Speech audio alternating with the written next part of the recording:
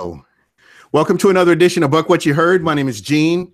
Back from vacation, and really missed being on. So thanks for checking us out. I'm joined tonight by Michael Pless. How you doing, Michael? And how was your vacation, by the way?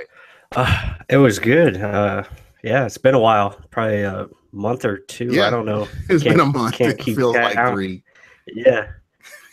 No, it's good to talk Bucks football again. See what's going on with this team. A lot has been happening, so try to catch up the best we can, and should be an interesting show for sure. Oh yeah, most definitely.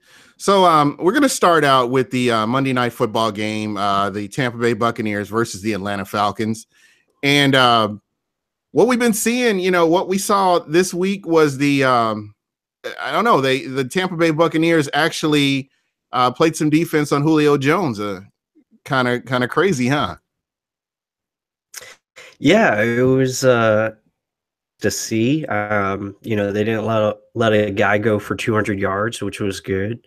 They pretty much tried to make other guys beat them, and Atlanta pretty much they weren't that successful. Now again, they ran the ball down our throats. Devontae Freeman was outstanding, and same thing with I think it's Teron Ward is their other running back. He's very good. So of pretty much running the same plays as far as run plays goes, and they beat us that way. But I thought the defense overall did a decent job. You would have liked to seen some more 3 and outs, offense a little bit more, but not too bad. They didn't let one guy beat them, so that was good. I guess that's the positive. Yeah, absolutely. The one thing that I will say that I saw is Atlanta. I don't know what to really make of Atlanta. I don't know if the Bucs just played harder, if it's a division game and that's why they played the way they did. Sometimes Matt Ryan looks like a monster, and then other times he looks like he's kind of timid. And I don't know. I just don't know if it was that Matt Ryan or if it was the pressure they were getting on him, and that's where they were kind of successful. But they were able to stop Julio Jones, which kind of frustrates me because I felt like Tampa could have done this in the first game. Yeah, absolutely. It's like, why did you not try this, a few weeks back? I thought I agree with your point. I think Matt Ryan was a little bit off. I thought he was a little inconsistent. He missed some throws that usually he makes. Balls were out late. He missed. He had Julio Jones down the field, missed him late. There's some off passes, which was surprising, especially for Matt Ryan. He was usually pretty deadly against us. I mean, he's usually on the money, same as Drew Brees. So very similar quarterbacks. But yeah, that was surprising. I thought our defense, there's some bright spots. I thought Justin Evans looked really good. I really liked what he was bringing to the table. Defensive line, at times, decent, pretty good, not bad. I thought Clint McDonald played well.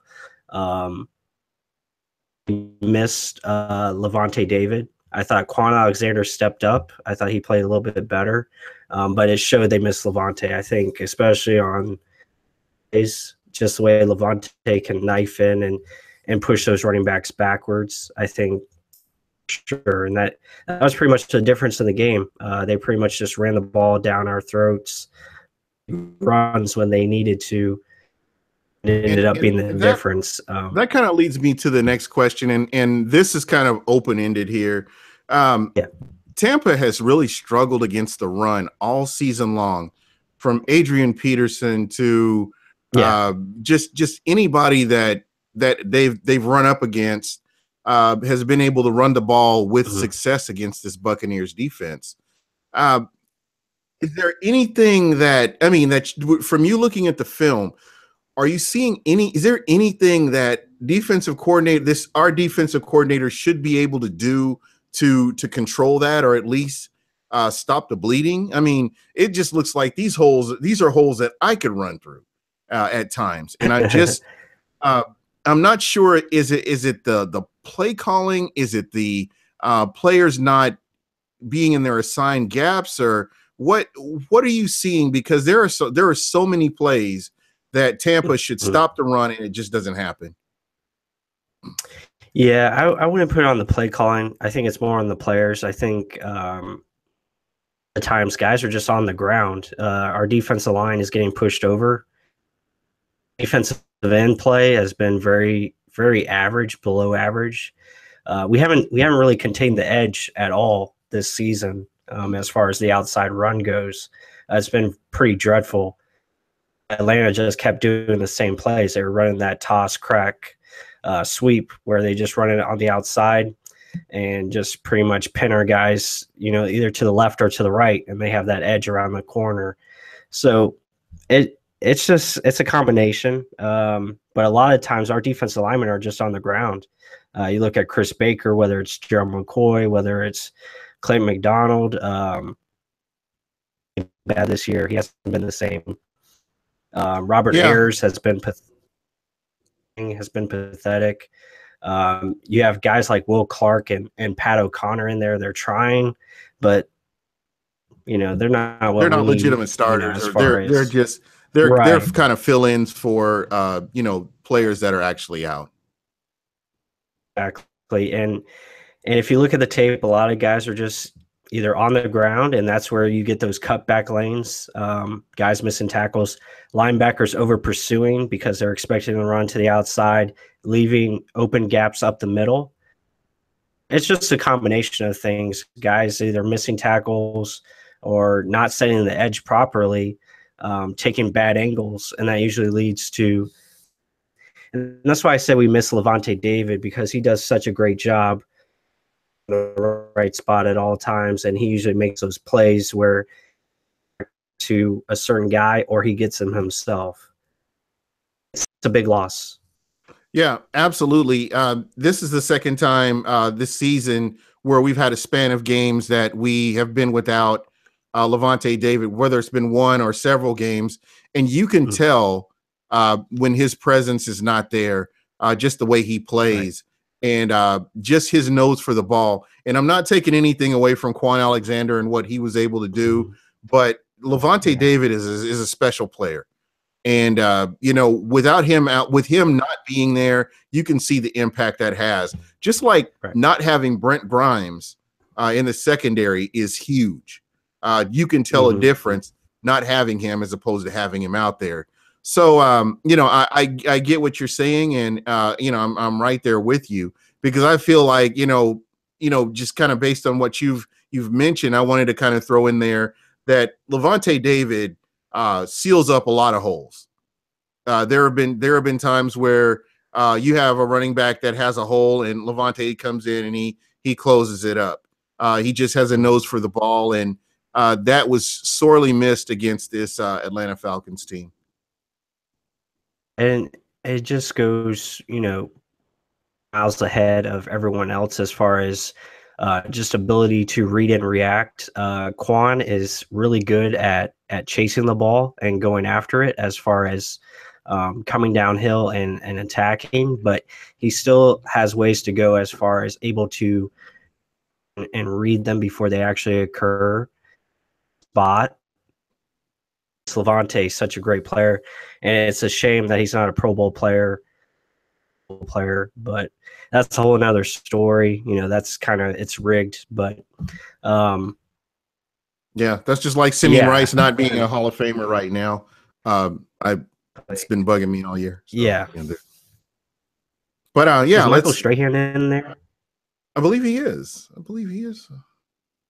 Isn't he? That's a shame because Simeon Rice is twice the player. Confirm that. Okay. I don't want to be. He is in there. That's upsetting. Yep, he is. Pretty sure he got inducted. I mean, he put up the numbers. I'll give him that. Yep, he is. I just think that's crazy. Better. That is crazy. So I don't know. We'll go on past that. But what I also wanted to talk about was Jameis Winston. And the incredible game that he had. I know a lot of people are trying to downplay it, but this is what I expect from Jameis Winston right here. This type of play from him. And I feel like, just the more I watched him, especially this game, I really question how much that injury really affected his game this year. And, him not healing 100%, because he really looked good out there. He looked very sharp where he was putting the ball. And when he had time to throw the ball, he looked really good. Yeah, no, I agree. I think Jameis is the big takeaway from this game. I thought he played outstanding. Pretty much showed that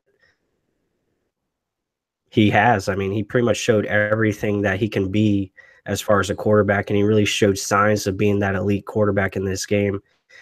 Pretty much put the team on his back and almost won them the game. Pretty much, he made a lot of great plays.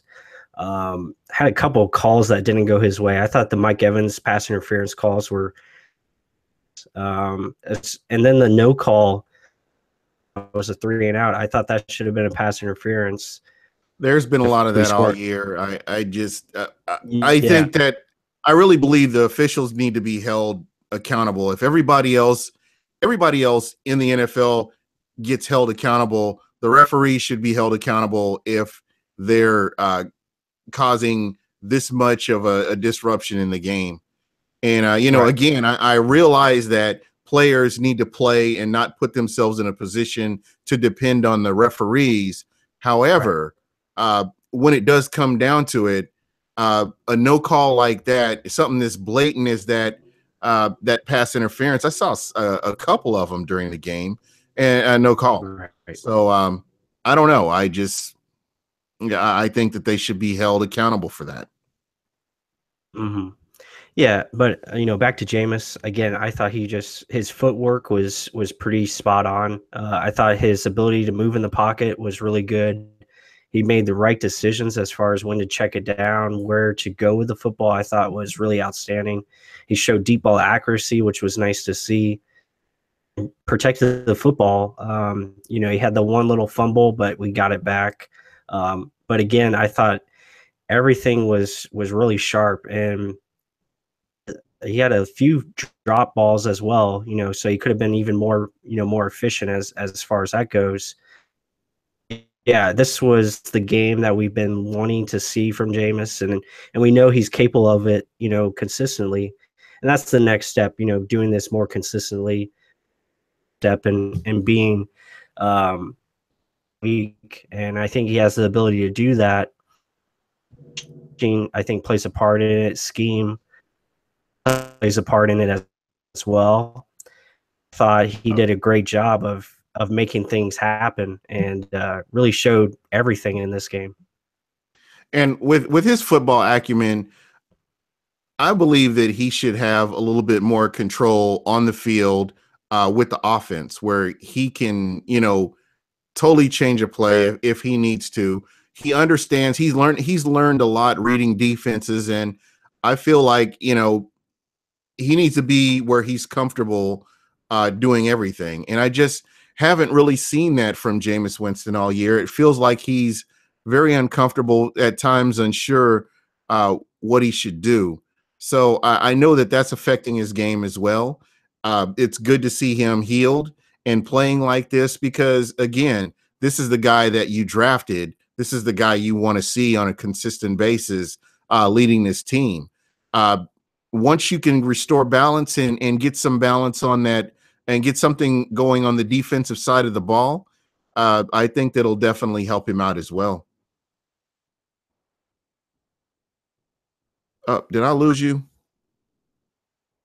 He froze up. That cold air didn't hit him. So, yeah, just kind of going back to that, I'm sure he's going to refresh his screen and he'll be back on. I was really happy with what I saw from Jameis Winston in this game. It's one of those games that I wasn't mad about it. It's a game that I would love to have seen Tampa win. But, again, they played well, they fought, and, they really tried hard to bring that win home. The one thing that I will say is that this is what I expected all season. I expected this type of fight from the Tampa Bay Buccaneers, both on offense and defense. And it's a shame with Joe McCoy out and some of the other players that were out for this game, that they couldn't have been in to really further help this team to get that win. But again, they played well. Let's see. He is trying. It looks like he's trying to get back on right now. So we'll see what happens. But again, that was a good game. Anybody out there have any questions while I'm waiting on Michael to get back on here? Let's see. Eric Moreno, what's happening? Let's see. Is Gruden talk real? Do you think it happens? Me personally, no. I don't see Gruden coming to Tampa. I thought that it was good to see him at the ceremony and watching the whole ceremony go through. And again, I don't see Gruden coming to Tampa. Best game in Jameis's career. They actually had Grimes cover. Yeah, that was kind of interesting. Brent Grimes, he doesn't get the credit. He never gets the credit he deserves. He's another guy that, to be very honest, he should be in the Pro Bowl. I really, I think, just based on what he's done, especially with this team, I think that it's one of those, and maybe I'm being a homer here, but it's somebody I believe that he should have been a Pro Bowler. It's kind of cool to see Gerald McCoy. Levante David definitely should have been in the Pro Bowl, not as an alternate, but as a starter. He's a guy that, he brings it every week. And, it's one of those guys. Amazement. Hey, what's going on? Amazement 717. Good to see you back, Gene. The loss was more on personnel than Cutter. I agree with that. He called a pretty good game. I'd love to see him doing this on a consistent basis. Amazement. I don't know if you agree with that, but with all the players that are out, I mean, it's crazy. The Bucs have played since week 2 all the way up till now, and they just haven't had that bye week. So I know that that's kind of wearing on the team with all these players that are getting injured. And let's see, Buck the World, UKJ1, what's happening? But you didn't see Quan and Justin Evans beasting, but they did. Yeah, you know what? Again, I always encourage people to look at, when you're watching football, look at plays away from the ball and see what's going on. Always a lot of stuff going on. And again, these guys really fought, and that's what you wanted to see. That's what I expected to see all season. I don't know if it was psychological, just the fact that there wasn't a bye week. I don't know what it was. I can't really put a tag on what exactly it was. But, there were times where you just saw lapses where the Bucs weren't playing like they should have. And there are players on this team that should be leaders that, weren't really doing what they do.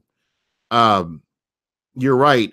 Quan had a good game. I think he had like 13 tackles. I believe 13 tackles, 1 assist, I believe. And, again, that's, that was pretty good for him. You know what? I agree with you. I think Cotter should focus on either play calling or coaching, maybe not cut out to do both. I'm going to agree with you on this right here. I believe if Dirk Cutter comes back to Tampa next year, he has to be the head coach. He can't be the play caller. Todd Monkus, they need to give him the reins, let him call the plays, and then he can focus. Dirk Cutter really needs to be focusing on the details of the overall team, not just play calling on offense. Back. And hey, welcome back, Michael Pless. And that would be one of the things that I would see Dirk Cutter coming back to Tampa, because I would really hate to start all over again. It's just crazy. I know it sounds crazy, but having you may get a coach that says, oh, I don't like this player, and you get rid of this player and they've been an integral part. I think that, again, I feel like this is one of those things where the head coach needs to be the head coach, and he needs to take care of the details over the whole team. Is he tall, Florida guy? What do you think about the O-line performance? The offensive line needs help. It really does. You know, at the beginning of the season, I know me personally, I'm only going to speak for myself. I felt like the offensive line could do the job. I felt like, you know, if everything felt like it was supposed to, those guys had the physical tools to do the job. And unfortunately, you hadn't really seen that. They have flashes where they have good games, and then the next game, it's just like one guy's a turnstile, and, you know, they're getting through and they're stopping the run, and the defense is stopping the run. So the offensive line just hasn't been consistent enough for me. Let's see, Mike, you there? Sorry about that. Oh, no problem. I think offensive line definitely needs some guards. I think they got to add some competition as well. With Ali Marpet, I think that was the right move. I think he's going to be a great center in this league. They've been our best lineman, and it's unfortunate he got hurt. I think he's going to be the foundation of this line. Add some legitimate guards to go alongside of him.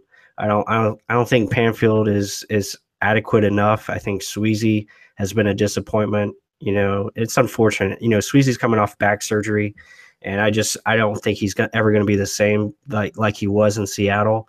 And he wasn't really that great in Seattle. He's a better run blocker than he is pass blocker. And the same thing with Panfield. So I think, you know, going forward, got to get some legitimate guards in here to go with Marpet. And I think if they got a really good left guard to Smith, I think that would help him out a lot. I think that would make him a better player. Smith, I think, again, he shows so many flashes that he can be a legit left tackle in this league, and I think he showed it. Let me ask you this: what do you see as the deficiencies for him? What do you see that holds him back from being that good player?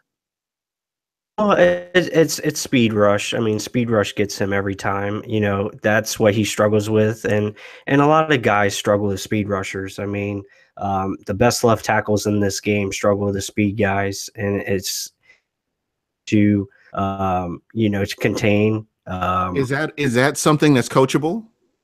It's coachable. Again, it's just all about technique. It's really just sharpening your technique and making sure, you know, you're getting that speed guy pushed out far enough. And it also goes to the quarterback as well, making sure the quarterback is in sync with your, you know, where you're going to be as far as your drops, and knowing where this guy is, and making sure that, you know, the quarterback is stepping up into the pocket, but he's also got to have a pocket to step up into.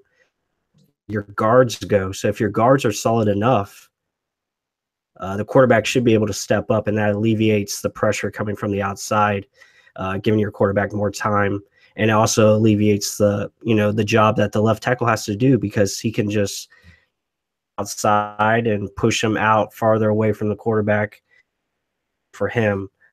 And you saw that, you know, what he did against Adrian Claiborne. He pretty much did that. He must to step up into the pocket. Yeah, absolutely. So I do have a question from one of the listeners, and I'm kind of intrigued to hear what you think about this. This is something that I saw on Twitter while I think I was in Portugal. Crazy. And they were talking about the Bucs potentially having a president to run football operations, or do you leave Jason Light to run the team? What are your thoughts on adding a president in, for football operations versus what we have right now? Or is that more checks and balances? No, I'm not opposed. You think that'll go ahead? Yeah, opposed to it. You know, I would like to see, you know, someone brought in, especially to take away the Glazers. It's obvious that they're struggling with decision making. Be on our fifth head coach probably in the next 4 weeks coming up here. I just don't see the staff returning. I think there's going to be changes made. it's you got to bring someone in, but I don't know where you find that guy.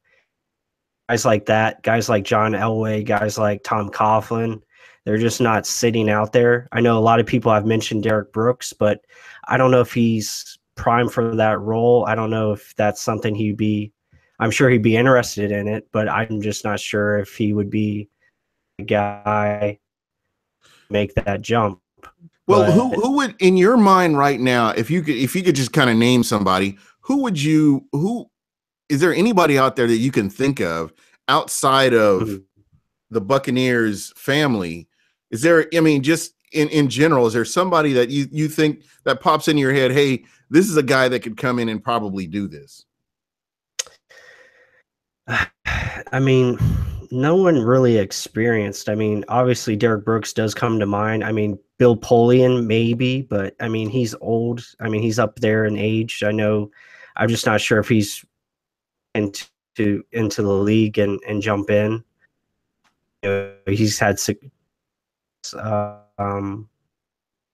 Manning. I know he just retired, but that'd be because he's a basic offensive coordinator on the field, just the way he plays.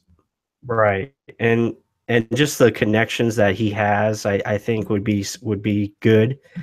Same thing goes for Derek Brooks, though. Derek Brooks is still in the NFL. He helps with the suspensions and stuff like that. So, I mean, he knows people. He has connections. Be a great name. Know how that would proceed forward. I would like to see Jason Light stay as the general manager, and he has learning he has to do. I think he has to be better. You can't afford to ignore the defensive line like he has if he wants to continue as the general manager. Pick on the defensive line, it's just not going to cut it. Early picks. I wrote about that today, that article at realbuckstalk.com. So, just things. But I would like to see a president be brought in, because I would like to see the Glazers and just focus on the business side of the team instead of the football operations. I think they try to get too involved, and they're really missing Malcolm. I thought Malcolm was a steady voice, and I thought he did a lot of good things of stabilizing be done, what needed to be done instead of just rash decisions. And it seems like that has occurred too often in order to win games. I think they're trying to. Here's a name that I'm surprised I didn't think about it. Amazement 717. What about Tony Dungy? Yeah, absolutely. I mean, Dungy would be to be brought in, and again, these guys don't have to be from the Buccaneers, but again, they make a lot of sense though as well, because they have so much history, fan base. They know what this team has gone through, know the personnel very well, so it does make sense. But again, I'm not sure if that's something they want to take on. It depends on the person if they're ready for that, but definitely legitimate candidates for sure. Yeah, most definitely. Next question, and this is kind of an interesting point here. Jameis Winston playing the way he did. I don't know. Did you notice that Deshaun Jackson was not on the field?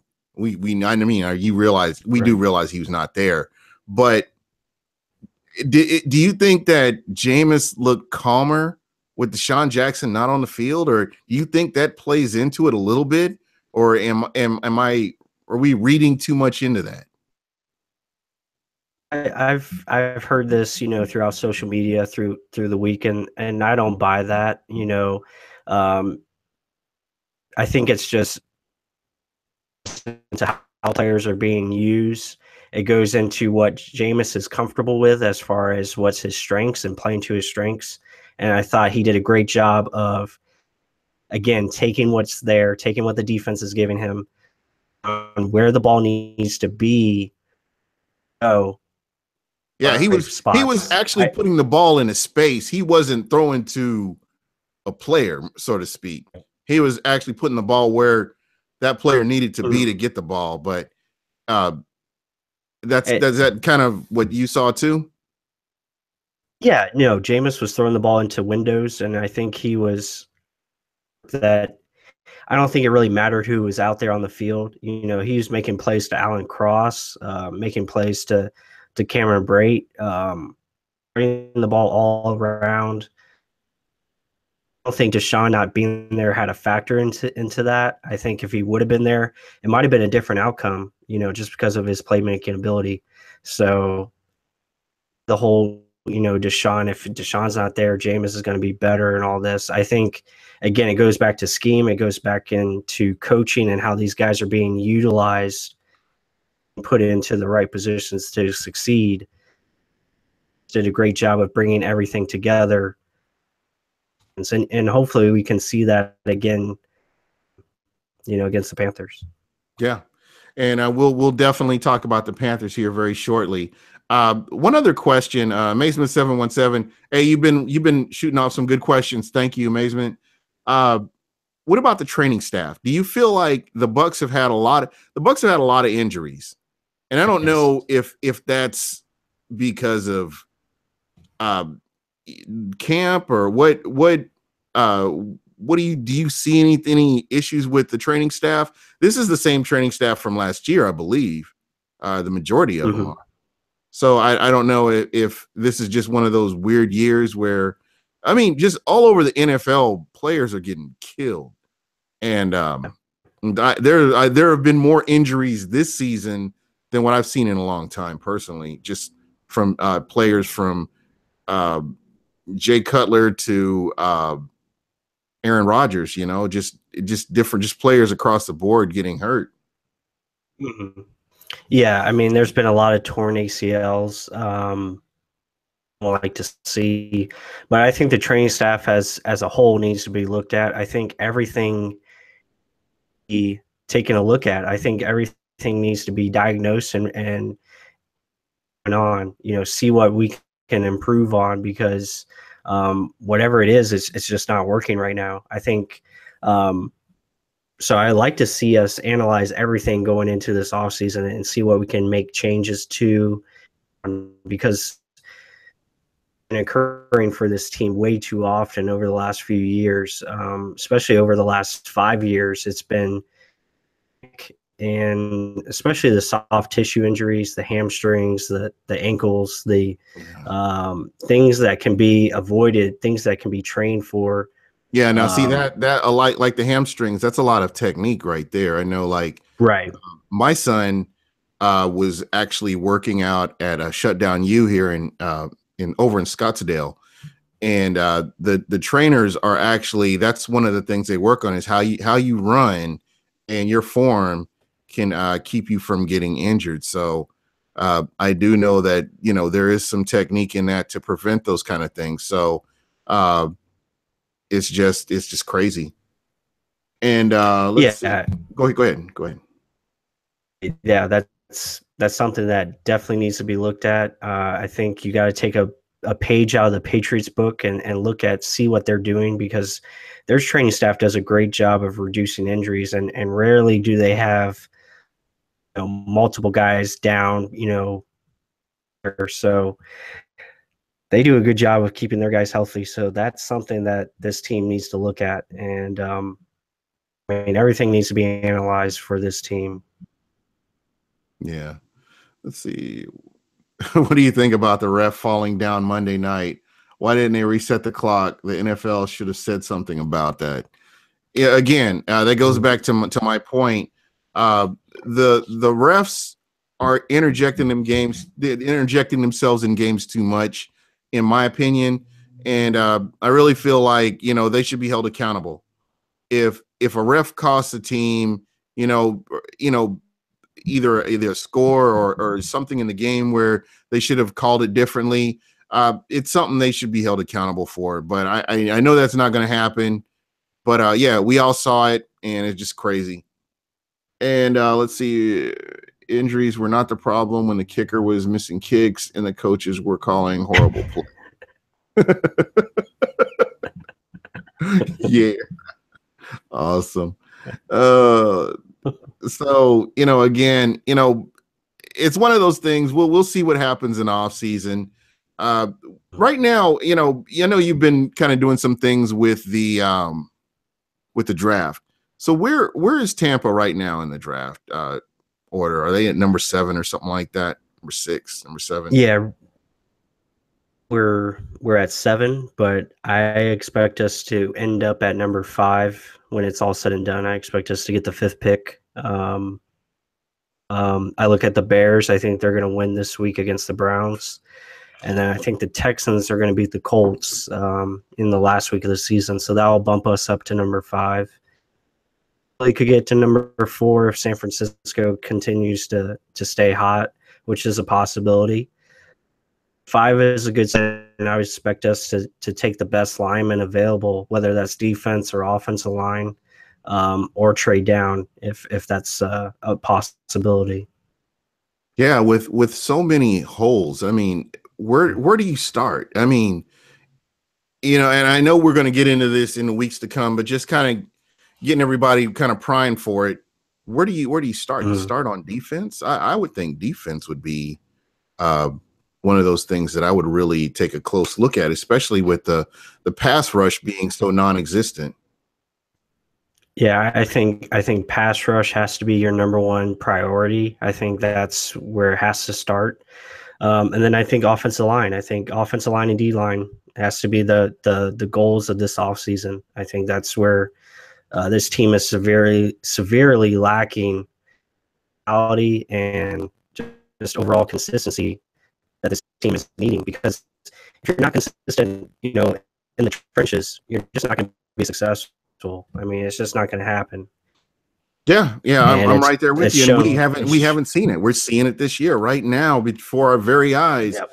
On no sort of pass rush at all. Exactly. So yeah, I mean that's where I think we start. Rush, offensive line. Yeah. What about running back? I have to ask that. That's the next. It's the next question for me. Do you kind of dip into free agency to try to get a running back, or what? How do you fix this running game issue that the Bucs have been having over the past couple of seasons? Well, I think running back will definitely be changed. I don't think Doug Martin's going to be back next year. I think Charles Sims is going to be gone as well.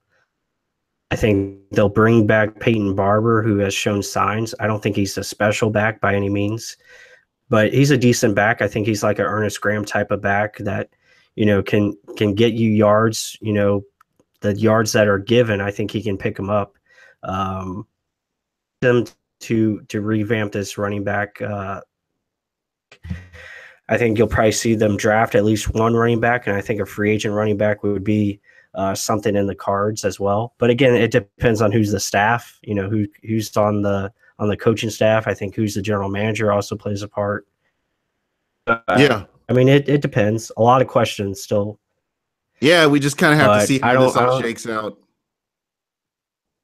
Like I said, I don't expect Martin to come back, and I don't expect Sims to be back as well. So you'll definitely have some new runners next season. Yeah, most definitely. So let's jump into this division game, which this should be pretty interesting here. The Carolina Panthers versus the Tampa Bay Buccaneers. What do you see in Carolina right now? Is this a winnable game? I'm going to straight out ask you that question first and foremost, just based on what you've seen. Is it a winnable game? Not likely. I want you to shoot it straight. This is our show. People don't have to agree with it. But I just would like, do you feel like this is a game that if Tampa, where do you compare Carolina versus Atlanta? And let me start there. I think both are similar teams. Comparison wise, like Atlanta, I thought Tampa did very good. I thought they did very well against Atlanta. Both sides.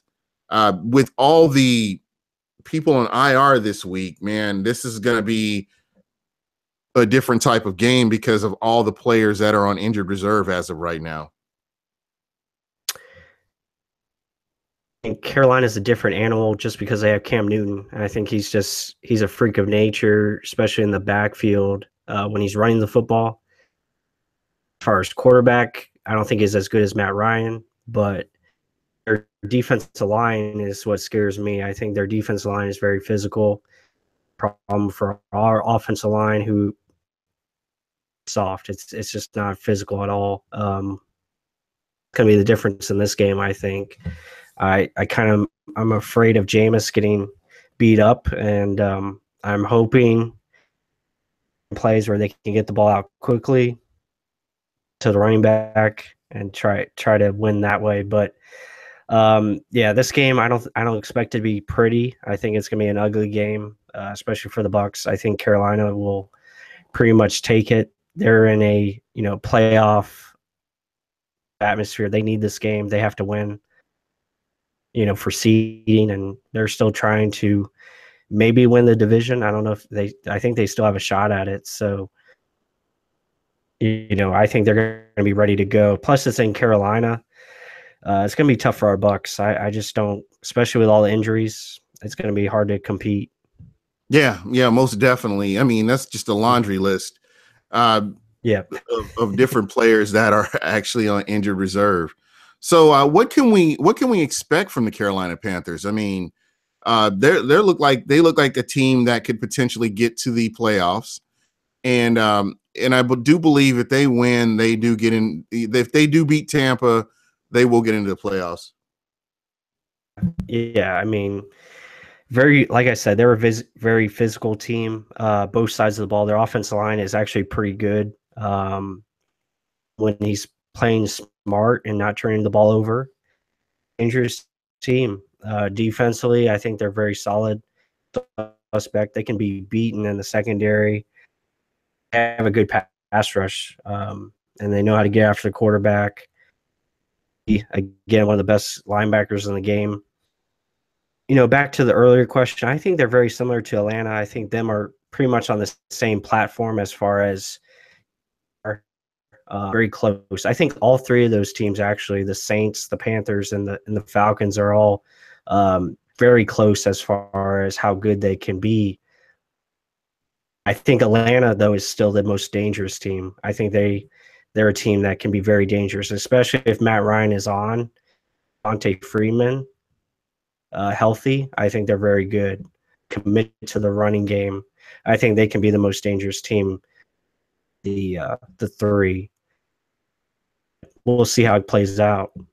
Yeah, and Cam Newton's he's been playing pretty good over the last couple of weeks. So, there again. I mean, he's kind of got the swagger back after Denver knocked it all out of him. So, I think he's finally getting back to his old form. So, we'll see how that all works out.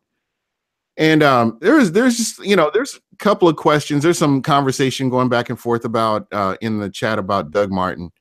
And let me say, first and foremost, I've always been a Doug Martin fan. At the beginning of the season, I was one of those people that said Doug Martin would have a good season this year. And, we haven't had those 100-yard games, whether it's play calling, whether it's the offensive line not opening up holes, whatever it is, Doug Martin, just hasn't, they just haven't, it hasn't produced. And again, that's not a knock on him. I'm looking we're talking about here is from a business standpoint. You're looking at Jason Light, and if Dirk Cutter does return, you're looking at two guys that are auditioning to keep their jobs here in Tampa. Now, you keep Doug Martin here, and then again, that's why I see them going with a different running back, is because these guys are basically coaching for their jobs right now. Right. I would expect Doug Martin to play this week. I think he'll be in there. Mm-hmm. I know that there was some disciplinary, wasn't it disciplinary issues last week or something like that? I heard he had a very minor team violation. It wasn't anything, Again, it's still a violation. He didn't play, so obviously it's an issue, but I expect him to be back in there. I expect him to get some carries. Doug Martin's issue this year has just been fine, not very good. Again, I think he's lost self as far as trust in his offensive line. So inconsistent. He doesn't really like he used to, Right. because he's just not he doesn't know what to expect, on each play. When you get the ball and you're getting hit in the backfield consistently, it takes a toll on you. It takes a toll on your mindset. I think he just lost some of that this season and then also trust in his line. It just wasn't there. So you saw those inconsistencies. Yeah, and I thought think he was going to. Go ahead. I thought he was going to have a big year, especially after the Patriots game, looking really good. It just didn't work out from there on out. Yeah. This has just been and I can't put my finger on it. It's just been a weird season this year. Right. I mean, from the hurricane to the bye week to just everything that's happened, just the way it's fallen. It's just been a weird season this year. Right. Yeah. So again, just kind of talking about the Carolina Panthers, I'm not even sure how, to be honest, because I haven't really gotten a chance to look at all the players that are on IR versus the players that are going to be playing, how they're going to match up against Carolina at this point. Right. Yeah, it's going to be tough. I mean, we pretty much have a lot of second string guys in there on both sides of the ball. You have a misshaped offensive line. A lot of usually starter going to be starting, and that's been the last couple of weeks now. But Howard in there, so you're going to have different tight ends. You're going to have it's going to be different. Probably no Deshaun Jackson either. So you're going to have different receivers. It'll be good to see Chris Godwin, get more snaps, which would be nice. That's going to be interesting.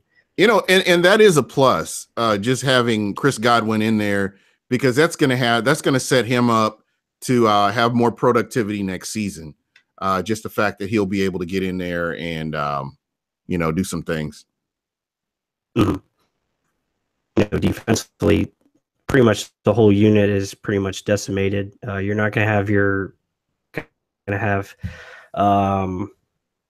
is out on the safeties. And then no Vernon Hargraves, who's out for the year. He's been out for the last couple of weeks. David probably out again. So, and then no Gerald McCoy. And so it's gonna be tough stopping Cam Newton in that offense. Again, they can be stopped, but we struggle to stop the run, and that's where I see us, being our downfall.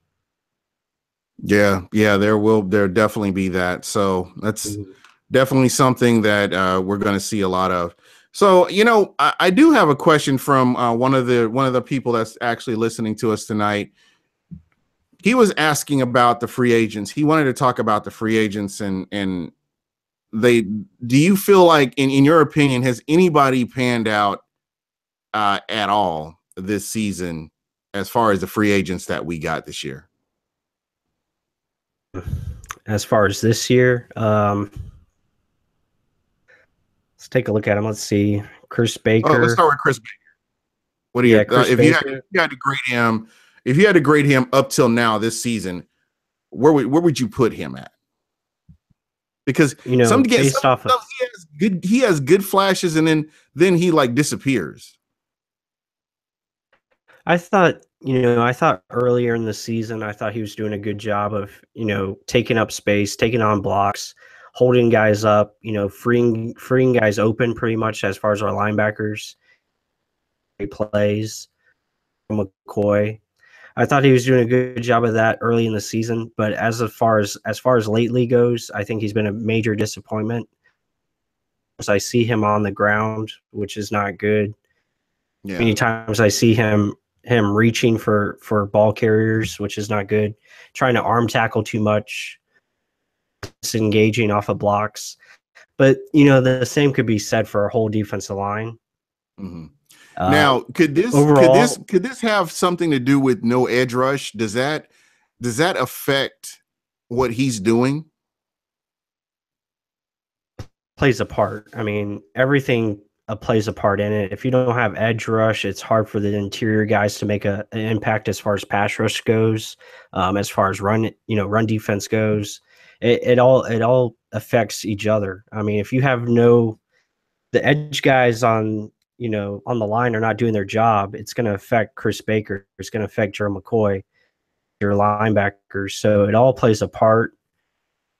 Overall, Chris Baker, I think, we can all say it. He's been a disappointment. Especially for the contract that he was given, the $5 million per year. It's a disappointing season, but it's been a disappointing season for the whole team. Yeah. Next guy I want to ask you about. Oh, go ahead. The next guy I was going to ask you about was TJ Ward.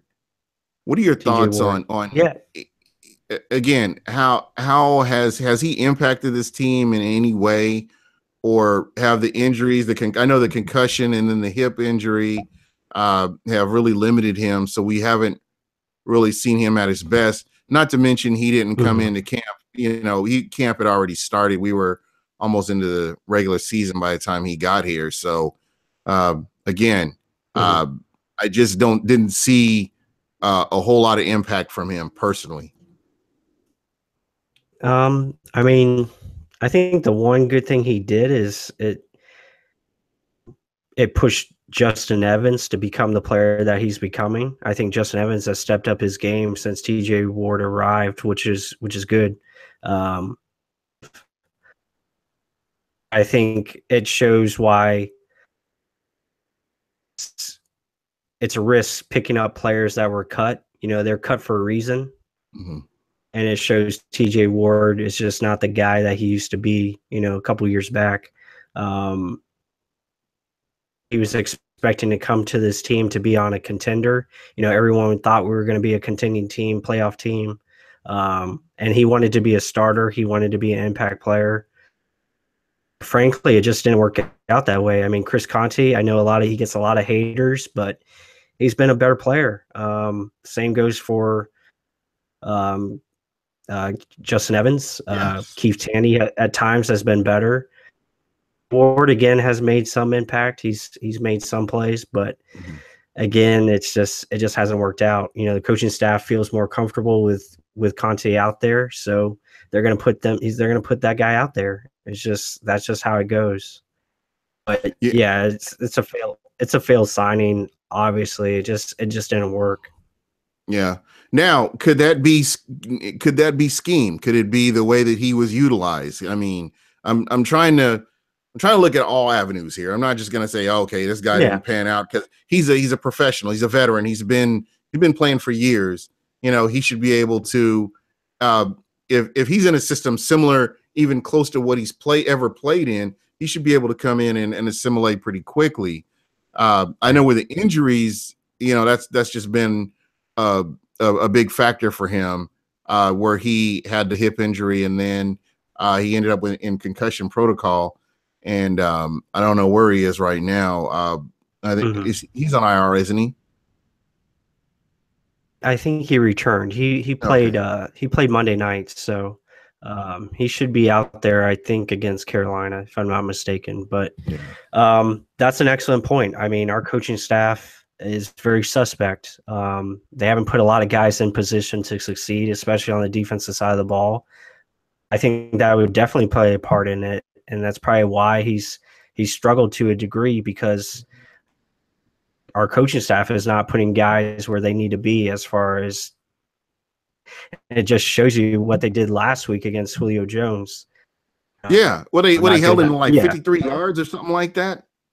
So I mean, the ineptitude of this coaching staff right there, and that's not a good sign.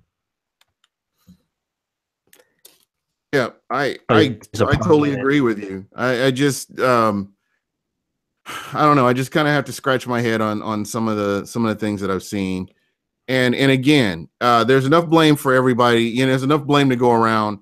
The team as a whole, Just really disappointed. Fans were kind of uniting, and fans were all behind the team. And here we are towards the end of the season. We only have the Bucs only have 4 wins. Very frustrating for a lot of fans. I know a lot of fans that go to games, a lot of fans that purchase merchandise, and a lot of fans that want to brag about their team, and they just can't because of where we are right now. So again, it's just been very puzzling, this season, because there's a lot of guys on this team, and another guy that I haven't mentioned yet that I really want to get to is Deshaun Jackson. I was like, wow, you got Deshaun Jackson coming to Tampa. I thought that, if he could gel with Jameis, I felt like that would be a real good combination. And I'm, it's another guy that or just the whole situation, I'm really disappointed with how that's worked out.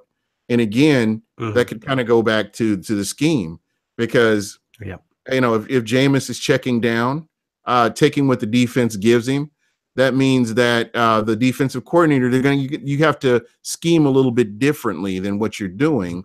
And it eventually opens up the long ball if you're, getting these short passes, I think Deshaun, interesting for sure. I think a lot of it is, like I said, this coaching staff, it's hard to evaluate guys because being put into the right positions to, have success. And the same, I think, can be said for Deshaun. I think, I thought early in the season, you could tell they were trying to force it downfield to him.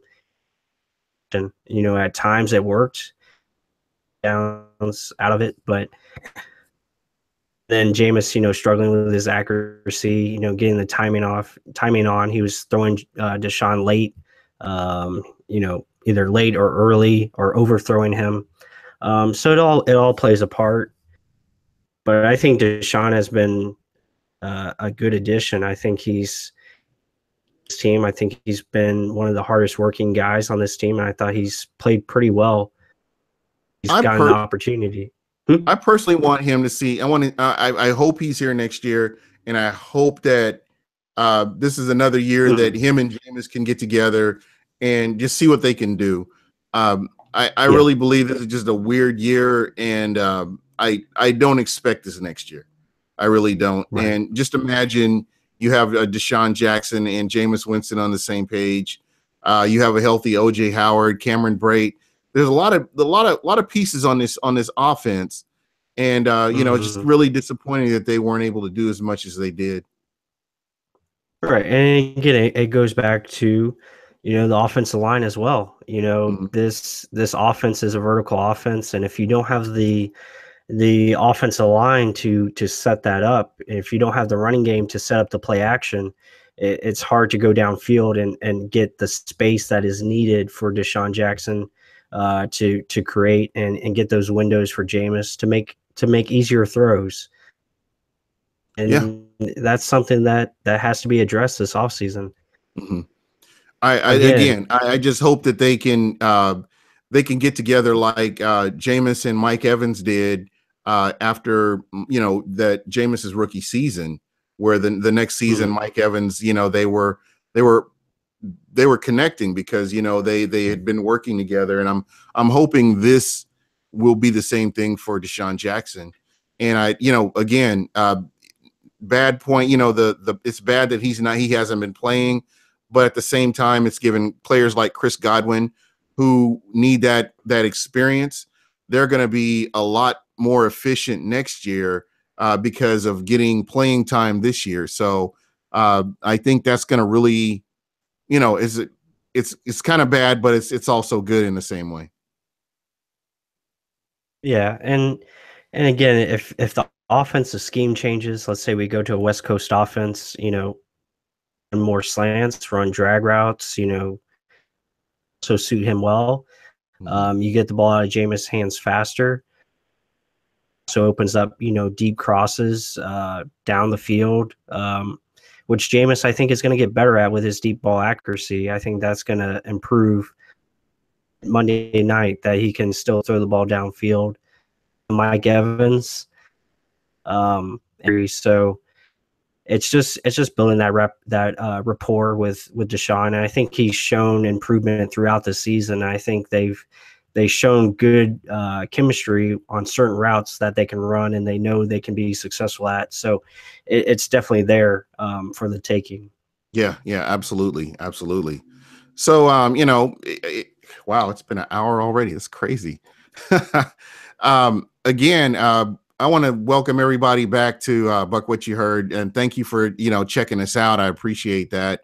I was on vacation. I was gone for almost a month, and I'm back now. But I just want to thank everybody. Being able to interact and listen to what you have to say, and please don't take anything I say personal, or don't get all in your feelings. This is just my opinion. Michael Pless, this is his opinion. And, this is just our platform to get this out here. We're always going to be Bucs fans, despite whether they're winning or losing or, whatever is happening. We are going to be right here. Just know that we're pretty much married to this team. So it's just, whoever the coach is, whoever the general manager is, quarterback, running back, it doesn't matter. That's just, we're Bucs fans, and we are going to be there till, I'm 6 feet under. What is it? 10 feet under, whatever, you know what I mean? But again, I appreciate your articles, and it's funny. I always checked out Real Bucs Talk whenever I got on the internet. Whenever we got back from sightseeing or whatever, I'd always get on. As soon as I get on the internet, I'd go to realbuckstalk.com and check out what you guys were doing. And it's great that we have this connection that we can both get on, and your football IQ is through the roof. Guys, when draft season comes around, be sure you're following this guy. If you're not following him, you're missing out. Please follow Michael Pless, or just if you can get to at Real Bucs Talk on Twitter. Follow this guy. You're gonna love it, especially during draft season. He's a wizard. I swear he's in the boardroom with those guys. I wish I was in there. So we're going to go ahead and close this out, but I just wanted to thank everybody. Michael, let's give everybody your closing thoughts, and then we'll get up out of here.